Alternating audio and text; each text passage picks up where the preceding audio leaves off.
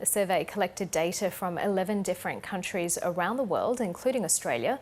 And for more, I'm joined by Monica Barrett, who's a Senior Research Fellow at RMIT University. Monica Barrett, thank you so much for your time tonight.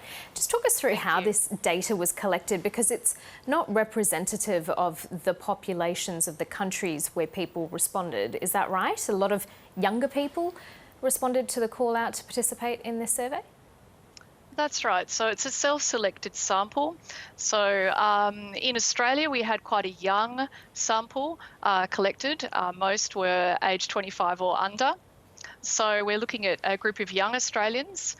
And when we had a look at them, we asked questions about their alcohol and drug use and how that had changed in the sort of April-May period, so during the lockdowns. And how that changed in relation to February, before really COVID-19 restrictions hit in Australia.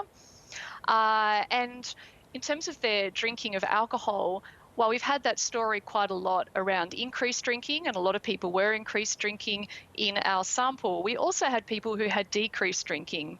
And that was in many ways related to the lack of access to clubs, festivals, pubs and other parties where they may have normally drunk quite a lot before COVID-19.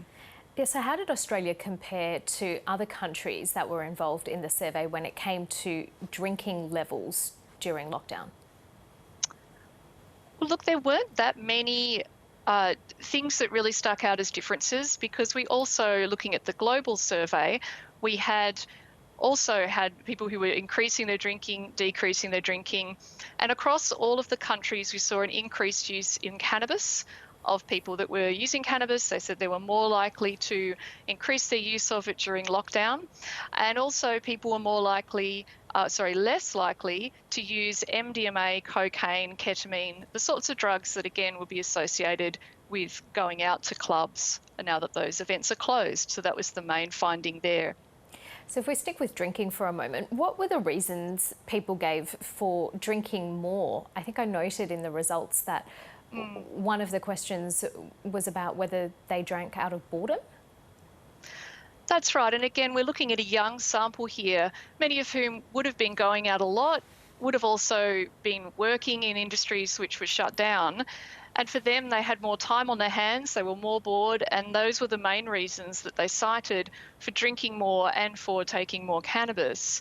However, when we looked at the sample via whether they had a mental health condition or not, we saw that those who had a mental health condition already, so depression, anxiety, they were more likely to say that they were drinking to cope or drinking to deal with the loneliness and depression and stress that COVID-19 was causing them.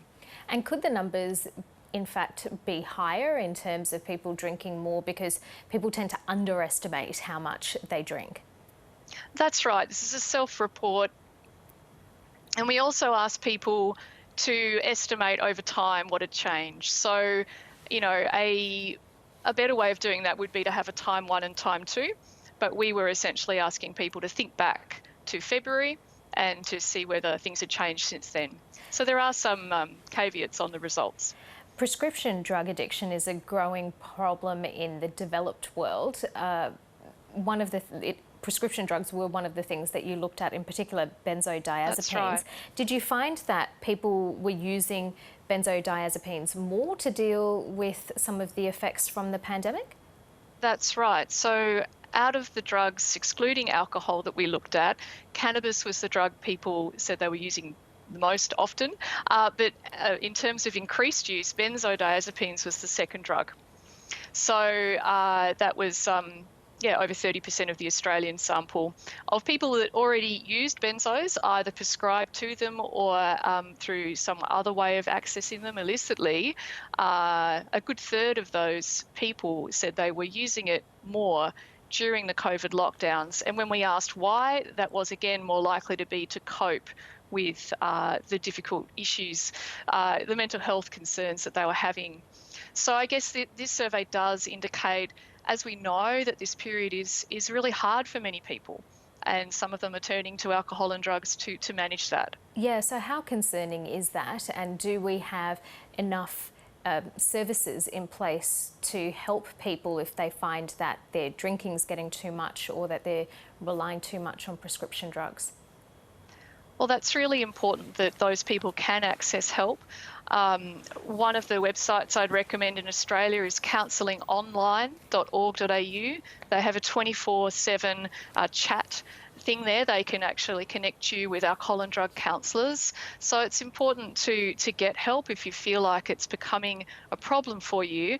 I guess the other concern is on the other side. For those people that have decreased their use of alcohol or other illegal drugs, when we do finally come out of this lockdown period, they may feel like they want to go out and really have a very big night.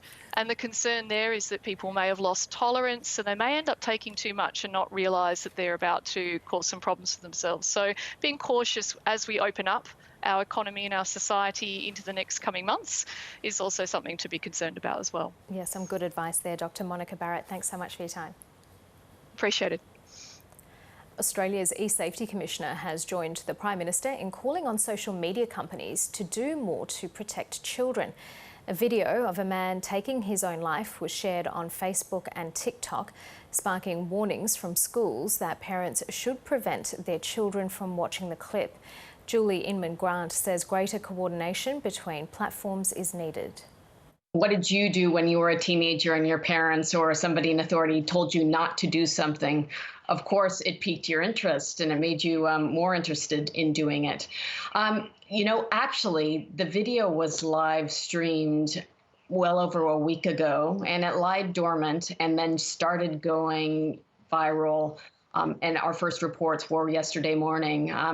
And this isn't the first kind of viral, harmful content we've seen really over the past 10 years. So this is just part of a continuing cycle that we're probably going to see until the platforms do a much better job at preventing, detecting, and averting and preventing upload of this kind of harmful content, and actually start to share cross-platform. So when it happens on Facebook and they block it, then Twitter and YouTube and TikTok will have the same information and can act quickly as well. Scientists studying the Thwaites Glacier in Antarctica may have discovered one of the reasons it's melting so rapidly. By mapping large sections of the sea floor, researchers have found deep sea channels which could allow warm water to melt the glacier from its underside. For more, I'm joined by Kelly Hogan, who's a marine geophysicist at the British Antarctic Survey. Thank you so much for your time. Tell us a little bit more about how the team approached this research, because it was from above ground and also from the water. I understand you were surveying the seabed. Yeah, that's right. It's a part of a huge international project that has many different components. I was part of a research team working on an icebreaker vessel, and we were able to get very close to Thwaites Glacier itself and do a lot of mapping in an area that no one has ever been to personally before, because it's always been covered by sea ice or icebergs before. But the other component is surveying from the aircraft, which you're seeing on your screen now. And combining those two pieces of data allows us to map out the seabed next to the ice and also under its floating part in sort of unprecedented detail, which is giving us a lot of new information. So what did you learn about the glacier that scientists didn't already know? Well, we knew that there were deeper parts, and we also knew that there was a big cavity underneath the floating part, but we didn't know exactly how deep it was. We found that it was about 100 meters deeper than we thought it would be in general, but then we also found this series of deep caverns or deep channels leading all the way from the seafloor next to the ice, all the way under the ice to where it rests on the bed. And these deep channels are the potential pathways for warm ocean water to get right up to the ice and increase the amount of melting that goes on there. Yeah, so you've said in the paper that the researchers now have a clear view of the pathways under the glacier. How important is that? It's really important because before now we hadn't the observations to be able to make a good or to have a good idea of the shape of the bed and the shape of those channels. So if you imagine trying to model or trying to think about how much heat is being transported and being able to melt the ice, you can only do that if you have an accurate picture of the bed. And because we found it so much deeper and these channels were so much bigger than we thought they were, we now have we'll be able to better predict how much heat can get to the ice and therefore how much melting can happen. Yeah, so what does the Thwaites Glacier tell us about how waters are warming in this part of the world? Well, the Thwaites Glacier is a really important glacier in Antarctica. It is the most rapidly changing big glacier in the Antarctic. The rate it is losing ice is 5 times higher than it was 30 years ago. So, in terms of timing for a glacier, that is a really, really rapid change and a really, really big increase in the rate of ice loss. So what it's telling us is that whatever is happening, this warm ocean water that's getting underneath the ice and melting it, whatever that process is accelerating, and the effects are accelerating. And that is what we are trying to get a handle on in this big project. How quickly will these things happen going into the future? What is the future response under climatic warming? And what is really the effect it's going to be on global sea level? Because all of this ice and melting goes into the oceans and raises sea level around the world. Yeah, you've said that this information really will be used as a tool to help predict the ice stream's future. So what are the next steps in the research? Well, this is as I said, this is an absolutely huge international collaborative project called the International Thwaites Glacier Collaboration Project. And it has many, many different components. So there are still observations going on of the ice today, what the glacier is doing today, the bed underneath the glacier today, which is making measurements through the ice all the way down to the bed. And what we want to do is put together all of these pieces of observations and then run computer models that will be able to, or will try to, improve predictions of how the glacier will behave in the future under climatic warming. So that is the goal, is to understand and better predict future behaviour of this glacier. Kelly Hogan, thank you so much for your time. Thank you. It's been a 100-year wait for Western Sydney's Catholic diocese, but 8 giant bells have finally arrived from the UK and are now home at the cathedral in Parramatta. They were blessed in a ceremony rarely seen in modern times. A moment more than a century in the making. 8 bells, sourced from the United Kingdom, now have a new home in St Patrick's Cathedral, Parramatta. The church has been trying to get a set here since the mid-1800s. It's a peal of bells that's based on the A major scale, and we're one of the few towers here now in Sydney that will have a full octave peal. Fueled by the ornate wooden ceiling, the blaze that tore through the building late yesterday took only minutes to destroy the interior. The church was devastated by a huge fire in 1996. The bells complete the rebuild. This was always part of the program, but it was the last piece of the program to be fulfilled. A medieval-inspired ceremony held to welcome the instruments.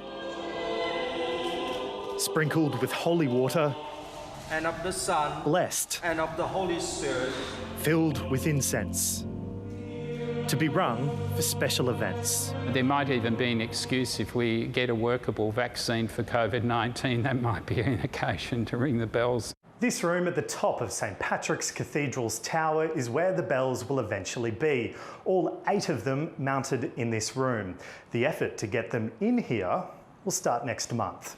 The heaviest weighs 405 kilograms, so hoisting them up will be no easy task. Jonathan Hare, ABC News, Sydney.